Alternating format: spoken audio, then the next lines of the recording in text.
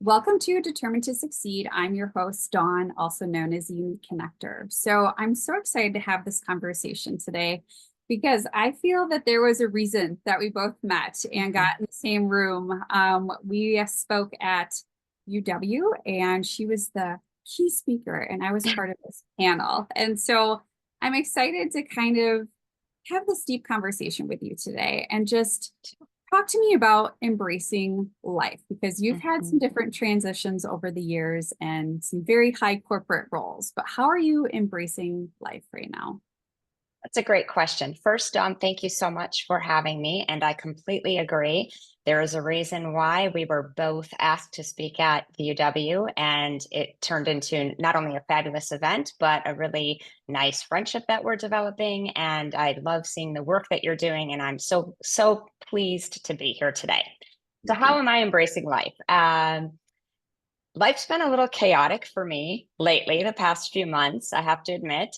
My husband and I recently relocated from Florida, where we've lived for the past 14 and a half years, back to the Midwest. So I am absolutely embracing the chaos of all of that. We went from not knowing where we were going to be living. His company was acquired and the world was wide open and he was interviewing all over. So at the time when Dawn and I met in March, we didn't really have a strong plan. We knew we'd be moving somewhere, and lo and behold, ended up making the jump across country, selling a house, buying a house, moving an entire household, and moving to a new place, and being closer to family, which was really important to us. So I am right now embracing chaos, embracing change, and making the most of new experiences, making the most of being back close to family and friends, and getting reintegrated into the communities that I left 14 and a half years ago. So I am really leaning into this summer of being a time of sort of change and refreshing, rebirth almost of the next phase of life. So Mm. that's a roundabout way of saying embrace the chaos right now. Yeah. Well, I love that. And I think that's the part for me that really drew me in because I saw you into seasons of life. And I think that too, we all Hmm. go through seasons, but we've had unique Hmm. paths. So let's Yes. even Yes. reverse back because 14 years, Yes. let's talk even about your career and Yes. and how you were embracing life during that time. What do you Yes. Yes. talk about that? I would love to have the listeners know. Sure. So, from a background perspective, I started my career. I'm an attorney by education, graduated from UW Law School, and started my career working for a big corporate law firm, with offices not only all around the United States, but some international as well, in a really um, challenging for me environment. It's a great firm. I still have some really close friends who work there, but it's incredibly demanding from a time, energy, intellect, and stress perspective. And did that for about 8 years. And in that time, it was a bit of a blur because work was not only a priority, it was the only priority in life because that's what the job demanded.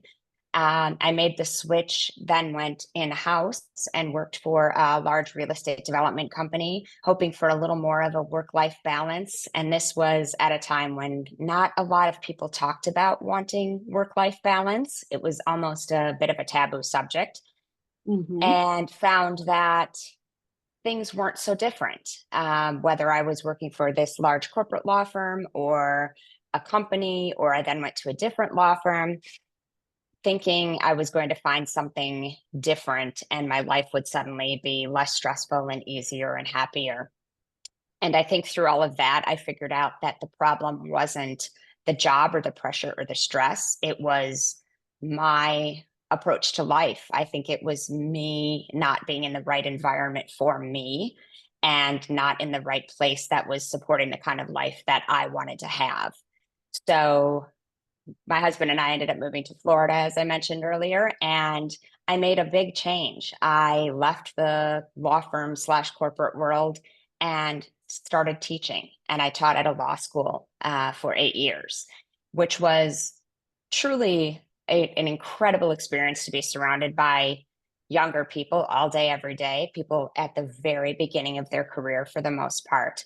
So I've been through some different phases, different chapters of life, from the big corporate life to university life to then during COVID writing a book, and now on this different new chapter of life.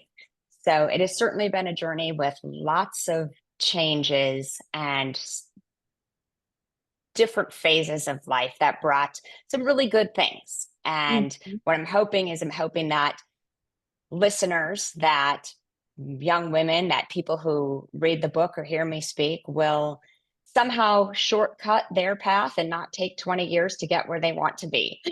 So Yeah. that's my journey now. That's my goal. Oh, well, I love it. And I think that's the part of and the beauty of life. It's that we're having more women speak up and we're Mhm. talking about things that maybe you wouldn't talk about before, or maybe you would Absolutely. overlook. And kind of you had to go through the trenches Mhm. in order to figure it out yourself.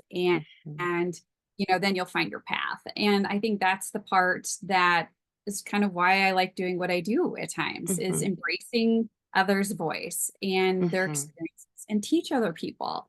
So we don't have to go through that. Life is too short. Yes, it is. And I know in your own experience, you had some similar challenges with balancing work with personal life, with family. Mhm. You understand that feeling. Too. And I think that's the part too is, and maybe this is my perception, but you go to school, you find a job, you work hard, you're going to move up the ladder, you're going to get pay raises, you're going to get a new title. Yes. And that was success. And I think that's Yes, been for me is redefining success and figuring out absolutely. what makes me more happy and brings me more joy. And so, even as you reflect way back at the beginning of law school, even, and two, Mhm. coming out of law school and going into your first corporate job, what are some things now as you reflect, you're like, oh, I wish I would have known. Oh my gosh, so many things. But I think you're exactly right. We had this idea that it's almost like boxes you have to check, right? It's you work hard in high school to get into a good college. You work hard in college to get a good job or go to graduate school or whatever it might be. You get the first job, you work hard, you move up, up, up. And at the beginning, I thought that there would be some point where I would get to whatever level that was. I would hit whatever rung of the ladder. I would check whichever box, and then suddenly everything would be great. Mm, That suddenly I would be happy when I got to that place.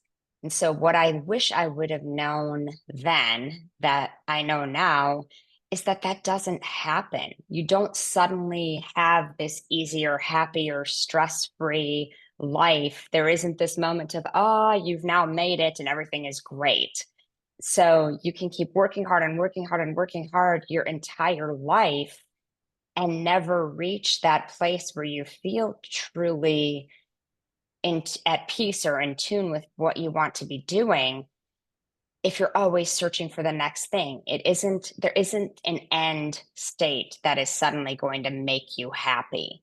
That you've got to find that happiness all along the way. And if what you're doing on a daily, weekly, monthly basis isn't fulfilling for you, then take a hard look at what it is you're doing and figure out what in life would make you feel that way. So I wish I could go back and say to that 22, 25, 28-year-old person, don't keep trying to check boxes to make yourself happy because it's not going to suddenly be bestowed upon you, that it mm, isn't some end goal to reach. yeah. And I think that's the part too, is there's no like clear thing of what you're really Mhm, like a clear path. I think everybody's looking for mhm, that cookie cutter path or that way mhm, that you have to do it in order to get there. And that's been the mhm, part too, is just recognizing that and holding space for people to recognize that mhm, we all do things differently. We all think differently. And there is no set way. And I'm just thinking out loud too of just when we talked even at the UW panel or when you spoke, there were different moments in life that we go through where we kind of get that slap in the face where it was like, okay, this is the wake up call that I didn't think was going to be in this path, or this is the better way, which I've been watching other people do, of maybe that's what the journey's supposed to be. So even too for you, some of these hiccups have happened. Of course, we all learn from them. But are there things that, other people should be mindful of, or listeners of these slap in the faces that could happen, and what we could do to veer around the slap in the faces, I guess you could say. Sure. There were certainly points in my career and my experience where things happened to me, where I encountered people, situations in my professional world where, whether it was kind of microaggressions or outright bias or whatever things that occur. I don't want to dwell on negatives, but there are certainly challenges to being part of big corporations. And we all hope that that's improving, that women are having an easier time, women, people of color, anyone who is underrepresented in senior leadership levels of most major companies. But those slap in the face moments, I think I waited until it was that slap in the face, that it was that I can't take this anymore before I made any changes. And so again, if I could go back that entire time where I kept this feeling of something's not right, I'm not either being given the same kinds of opportunities or relationship building, or the expectations of me aren't the same as they are of some of my male coworkers, or all these little things. And then the little comments, the little looks, the things that unfortunately I think too many women encounter. I internalized all of that and thought it's just me, that maybe I'm blowing this out of proportion. Maybe I'm making excuses. Maybe I'm not trying hard enough or working hard enough. Or if I just keep going, that I'll prove I am worthy of that promotion or that client or whatever it is.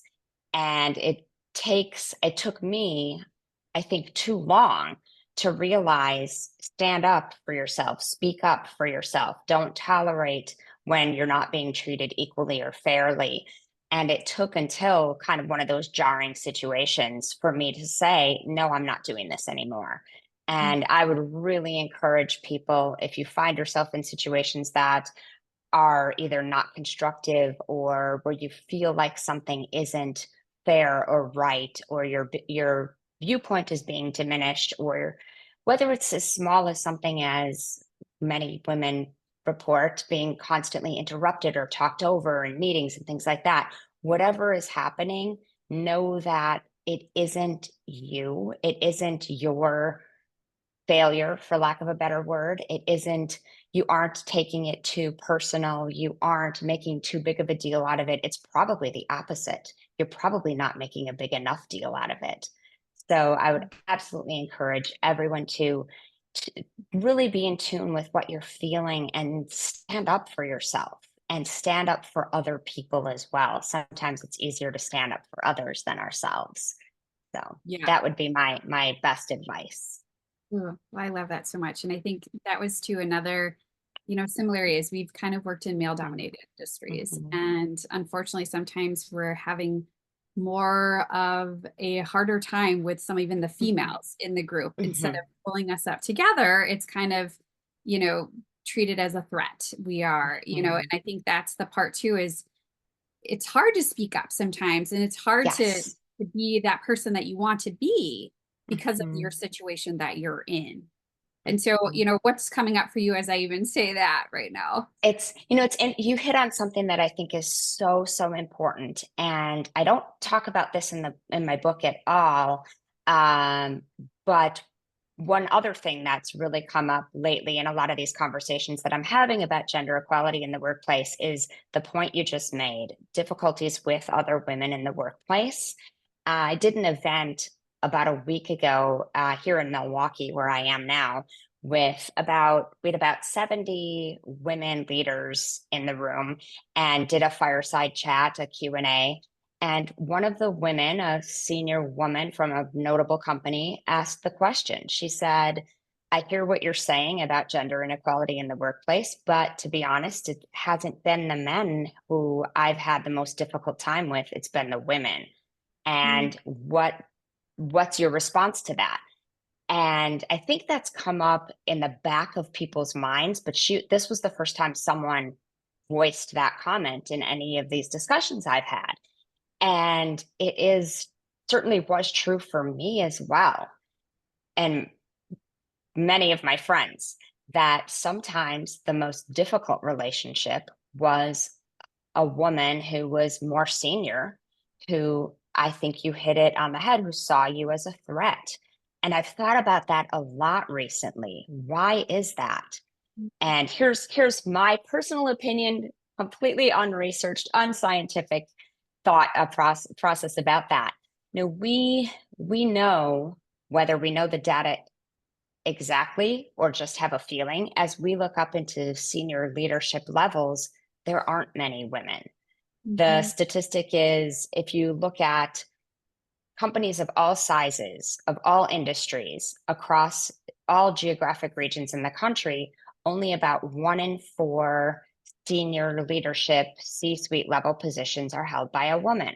So if we know that, either intellectually or just in our gut, that the opportunities are limited, that at best 1 in 4 positions at those senior levels will be held by a woman, we start to see each other as competition. And we start to see people coming up behind us as a threat, as someone who could overtake you. So we're now pitting ourselves against each other. And to me, I think it's a natural, if you know that of all these women, only a very small percentage of us will ascend to those levels. But I think that's focusing on the wrong thing. And so what I'm really trying to encourage women to do is the kind of work you're doing. What we really need to do is band together, hold each other up, advocate for one another, speak up together, kind of, cross our arms together and stand together. The problem isn't, how am I going to be the one who gets to be in that position? The problem is, why is only 1 out of those 4 positions open for me? Yeah. And so, kind of detracting from the real issue, human nature, get caught up in feeling threatened or competitive, when the real problem is, why are there so few positions held by women to begin with? So that is something that's bothered me lately.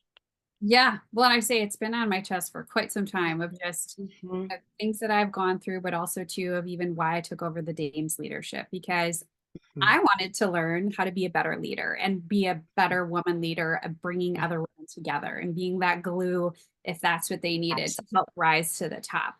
Because I experienced it myself, of being treated as a threat because I was young, ambitious, and driven, and I kept going. And I think that goes back to even earlier too, of just, that's why it sometimes is hard for us to come up with boundaries or to embrace life, because we're thinking too much of, well, how can I get up there to the one spot that's available, or maybe 2 spots, And I think that's the part where we all need to take a moment to reflect and to understand, what are we really striving for? And I think even for me, where over the years I was hesitant to do certain things because I never wanted to become big-headed, or that one female that thought she was better than everybody else.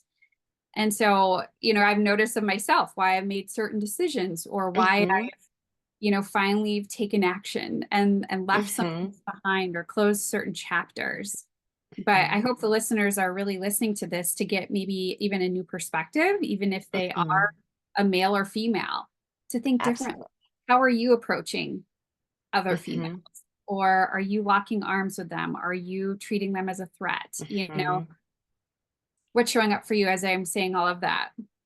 Absolutely, absolutely true. And I think younger generations, I'm Gen X, in all disclosure. I think younger generations do a better job of this. I think the millennials and Gen Z do a better job of this. And partly for all the negatives that social media can bring about, what it does also bring about is these connections and this feeling of commonality and solidarity. And I frankly just didn't have that when we were young.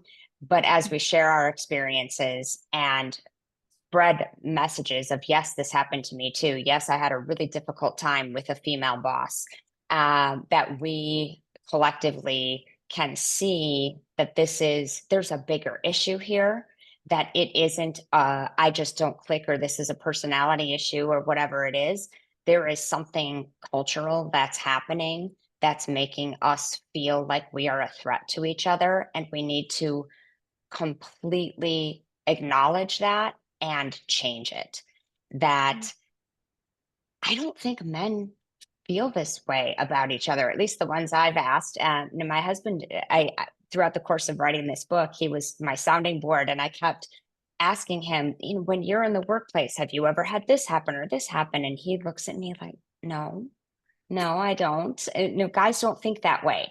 Like, well, but why did I have such trouble with this female boss? Or why did I have such trouble feeling like a coworker, like she and I are, pitted against each other and only one of us will get ahead or something like that. And I think it all goes back to this idea of scarcity, scarcity of opportunities for women in more senior positions. And instead of leaning into that, I want to change the conversation and say the real problem is something else. The problem is the fact that there is scarcity of women in leadership positions. It's not that I want to be the one to get it. It's we're thinking about this the wrong way altogether. Hold one another up, just embrace and empower. And every day I look at my Instagram feed and I'm just so inspired by all the messages and all of the posts and video clips and of the people I follow that really help me lean into that side of it, that we are so much better off when we stand together and lift one another up and make more room for all of us and not just be satisfied with the one or two seats in the senior positions. So that's what I'm really, that's what this chapter of my life is about. It's about empowering women, inspiring and encouraging women to dream big and take risks and go for what they want. And as you said, and to not be afraid of being perceived as too bold or too full of yourself or whatever it is. Because you aren't. All you're doing is saying, this is what I do, and this is how I do it, and why I do it. So lean into being proud of your accomplishments. And that's something that I think even as little girls, we're not taught to do. Yeah, definitely. We're just not. And that's why we're told. Oh, go ahead. Oh, I say, we teach little girls to be nice and polite and don't boast and don't brag and don't, oh, that's too, you're full of yourself or whatever the case is. We hear all these messages, and I like to push back on all of that. Why are we teaching girls, teens, and women to not be really proud of what they have done and what they've accomplished? So embracing that as well. Well, I love this so much. And this is why I'm so thankful that you joined me on the show, because I know there was a reason for us to be up there on the stage. And I have to thank Nancy for that introduction to get on that stage. But I think that's the part, is we're making ripples. And absolutely, I would say keep going and keep shining bright, because you're the one that pushing others ahead and forward. And I hope the listeners are getting some inspiration and they read your book and follow you and subscribe to all the things that you're doing. But I appreciate you so much, and really thankful that we met, because we're out there together. So thank you. I feel the exact same way. I appreciate you, the work that you're doing, the ripples you're making, the people you're connecting, the relationships that you are building. And I'm so thankful that we were on the stage together and we started this relationship, and we're going to continue to support each other and stand together and help lift women up. Mm. So Well, I appreciate you so much. Me And these too. are moments where I wish I could give you a hug. I totally agree. Well, I appreciate you and keep shining bright. And thank you, listeners, for tuning in today. Thank you.